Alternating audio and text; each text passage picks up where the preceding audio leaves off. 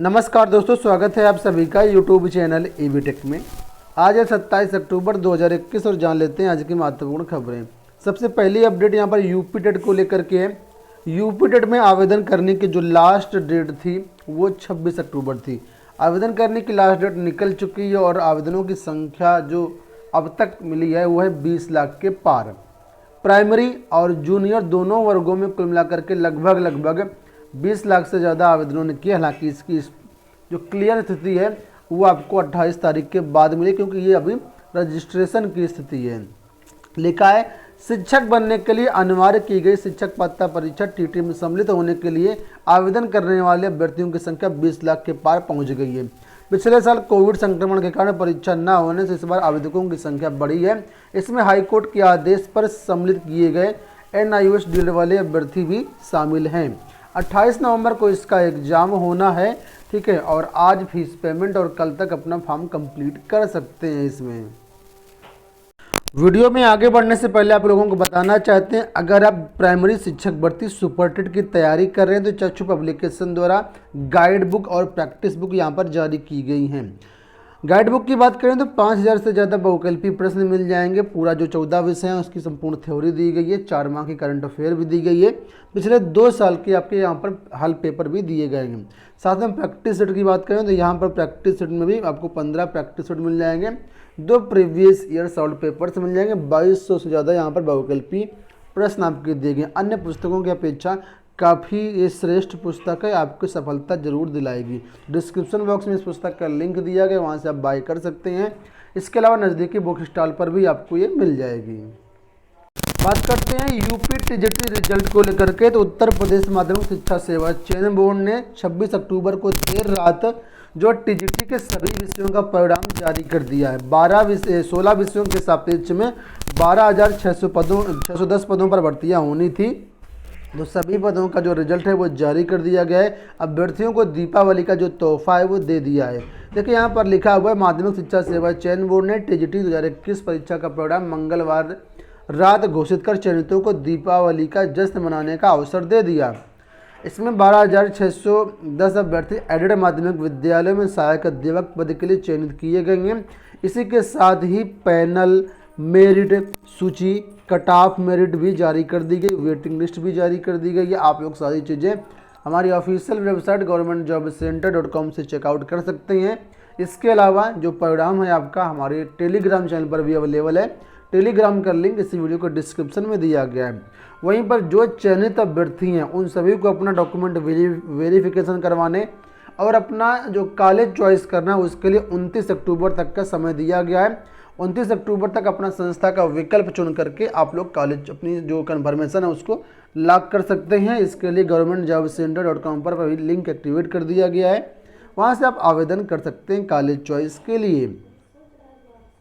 अगर बात करें तदर्थ शिक्षकों की, आखिर कितने पद यहाँ पर तदर्थ शिक्षकों की टीजीटी पीजीटी भर्ती में थे और कितने पद इसमें जोड़े गए या नहीं जोड़े गए, तो यहाँ पर देखिए अपडेट किया गया है कि 7 केवल तदर्थ शिक्षक टीजीटी में जिनके पद यहाँ पर जोड़ दिए गए थे, ठीक है, यानी 7 जो टीजीटी में पद हैं तदर्थों के वो पद इसमें जोड़ दिए गए हैं।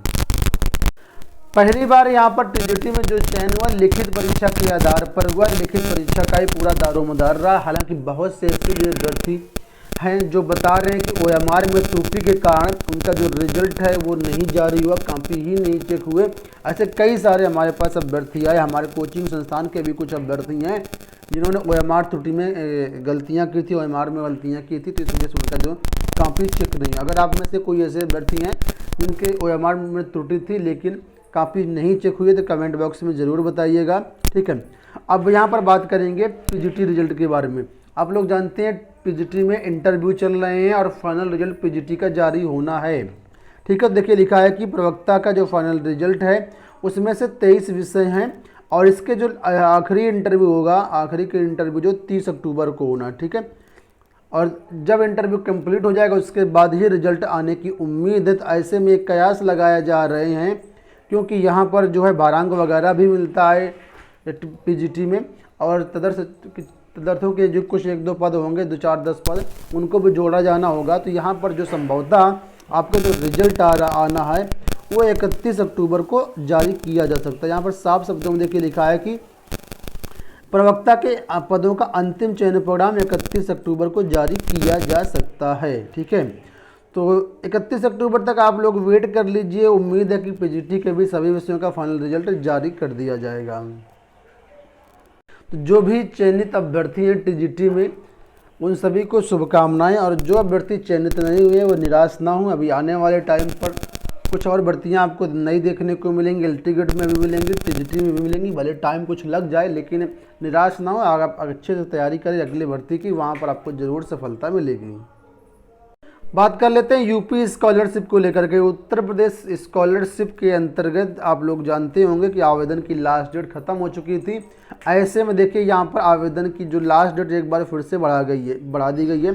सेकंड फेज के अंतर्गत यहाँ पर लास्ट डेट बढ़ाई गई है। कक्षा 11, 12 एवं अन्य जो हायर क्लासेस है उनके लिए यहाँ पर डेट बढ़ाई गई। नई डेट बढ़ा करके 29 अक्टूबर से लेकर के 30 नवंबर कर दी गई। यानी 29 अक्टूबर से 30 नवंबर तक आप सेकंड फेज के अंतर्गत अपने जो फॉर्म है वो भर सकते हैं। इसके फॉर्म हमारी वेबसाइट governmentjobcenter.com पर अवेलेबल है, वहाँ से आप लोग इसमें फॉर्म भर सकते हैं। यहाँ पर भी देखिए समाचार पत्रों में भी इसके बारे में दिया गया है कि अब छात्रवृत्ति के लिए करें 30 नवंबर तक आवेदन। एसएससी को लेकर के यहाँ पर अपडेट दी गई है। लिखा है एसएससी की 2 बड़ी परीक्षाओं का जो परिणाम है वो 31 को जारी होगा। कर्मचारी चयन आयोग इस माह के अंतिम दिन यानी 31 अक्टूबर को 2 बड़ी परीक्षाओं का अंतिम परिणाम जारी करेगा। इसमें junior Hindi translator, junior translator और सीनियर हिंदी ट्रांसलेटर परीक्षा है। साथ में यहाँ पर देखिए लिखा है कि दिल्ली पुलिस 2020 की जो परीक्षा है उसका भी रिजल्ट यहाँ पर जारी होना है। ठीक है, चलिए बात कर लेते हैं अगली अपडेट की तरफ। यहाँ पर अपडेट है संस्कृत विद्यालयों में शिक्षक भर्तियों को लेकर के। देखिए 15 नवंबर तक पूरी करनी होगी संविदा शिक्षकों की नियुक्ति। संस्कृत विद्यालय में संविदा पर चल रही शिक्षकों की नियुक्ति प्रक्रिया को शासन ने 15 नवंबर तक पूरा करने के दिशा निर्देश दिए हैं ताकि 30 नवंबर को नियुक्ति पत्र जारी किया जा सके।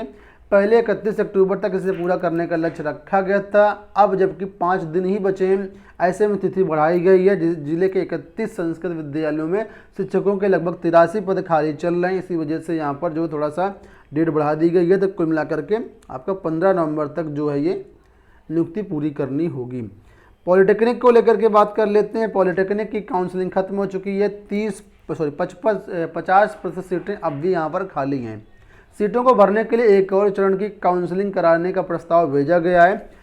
चाहे वो डीएलएड हो, बीएड हो या पॉलिटेक्निक हो, आईटीआई हो, हर जगह आजकल सीटें खाली जा रही हैं। हर स्कूल से युवाओं का जो वो भंग हो रहा है। चलिए बात करते हैं अगली अपडेट की तरफ। आप लोग जानते होंगे सुप्रीम कोर्ट में ईडब्ल्यूएस को लेकर के एक केस चल रहा था। सरकार से उसमें पक्ष मांगा गया था। सरकार से मांगा गया था कि क्या कहना है सरकार का 8 लाख वाले मामले को लेकर के।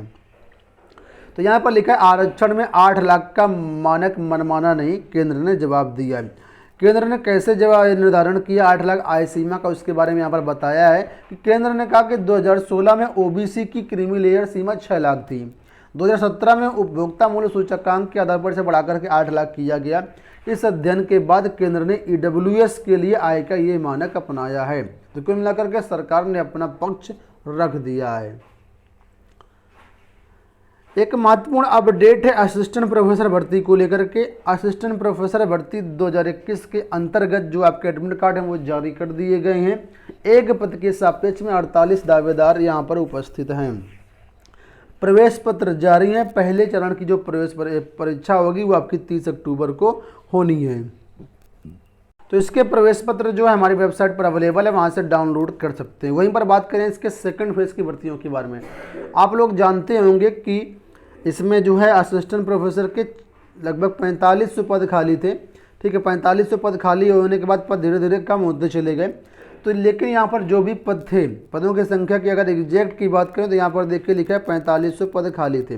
लेकिन बाद में इस पर 3900 पदों पर शासन ने प्रस्ताव भेजा और पास किया कि 3900 पदों पर भर्ती होनी चाहिए। तो सेकेंड फेज की जो भर्ती है, फर्स्ट फेज के अंतर्गत 2003 पदों पर भर्तियों का विज्ञापन जारी किया गया और सेकंड फेज की भर्तियों के लिए कहा गया था कि बाद में हम इसका विज्ञापन जारी करेंगे। लेकिन निदेशालय की सुस्ती के कारण ये सेकंड फेज की भर्तियां फंसी हुई हैं।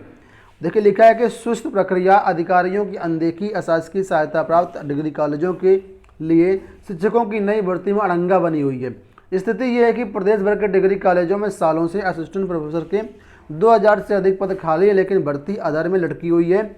अभी तक भर्ती के लिए अधियाचन तैयार नहीं किया गया है, ना ही अधिकारी उसको लेकर कोई रुचि दिखा रहे हैं। इसके चलते सारी प्रक्रिया ठप है। इससे परीक्षा की तैयारी में लगे अभ्यर्थियों में असमंजस की स्थिति बनी हुई है। ठीक है, अब यहाँ पर क्या कहना निदेशालय का वो देखिए। निदेशालय के जो क्या कहते हैं निदेशक हैं डॉक्टर अमित भारद्वाज, उनका कहना है कि नया अधियाचन तैयार करने के लिए शासन से कोई दिशा निर्देश नहीं मिला है। शासन का निर्देश मिलने पर अधियाचन तैयार करके भर्ती प्रक्रिया शुरू कर दी जाएगी। तो दोस्तों ये हाल है। तो ये हो गई दोस्तों आज की सारी अपडेट। आशा करते हैं वीडियो पसंद आया होगा। फिर इस वीडियो में इतना ही, धन्यवाद।